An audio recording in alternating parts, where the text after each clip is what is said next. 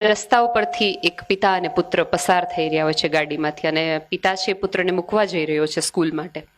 એટલે પુત્ર ઉતરી જાય છે, એટલે પછી દોડીને પાછો આવે કે પપ્પા તમે મને લેવા આવશો ને.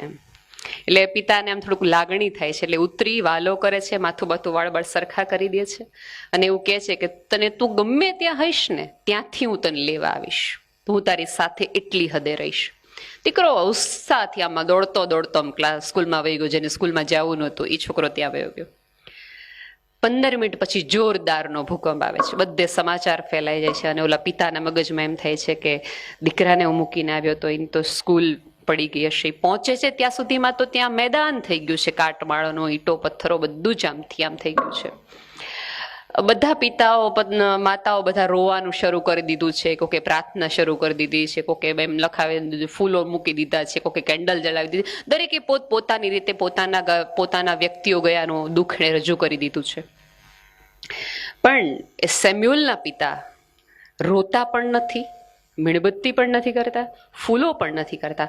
ધીમે ધીમે ધીમે ધીમે ધીમે એ બધા ત્યાંથી જે ઈંટો પથ્થરોનો જે કાટમાળ થયો છે એને દૂર ખસેડી રહ્યા છે. બધા એને સમજાવે છે, મનાવે છે, કેટલું બધું કરવામાં આવે છે.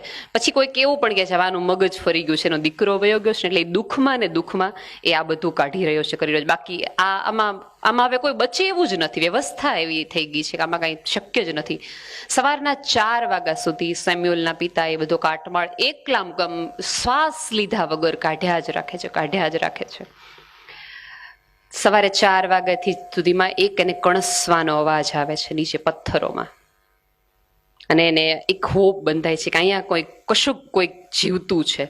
વધુ ને વધુ એ દિશા તરફ જે અવાજ આવતો ત્યાંથી એણે કાટમાળ ખોલવાનું શરૂ કર્યું ને સરસ રીતે બધું ચોખ્ખું કર્યું. અંદરથી તરત એક પપ્પા ડેડી એવો અવાજ આવ્યો. એટલે એના પપ્પા ધ્રુસકે રડવા માંડ્યા. પછી કીધું પપ્પા હજી 2 જણા મારા મિત્રો અંદર છે. એટલે 2 મિત્રોને બહાર કાઢે છે.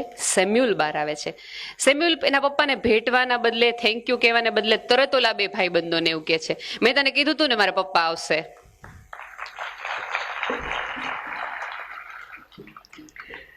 મિત્રો, આ પ્યોર ફેમિલીનો જે પિતા છે ને એ આ છે, આવશે. શ્રદ્ધા રાખજો, અને એ શ્રદ્ધા તમારામાં રોપી શકાય. તમે પણ, કેમ કે 5000 લોકો 5000 ફેમિલીના પિતા બન્યા છે.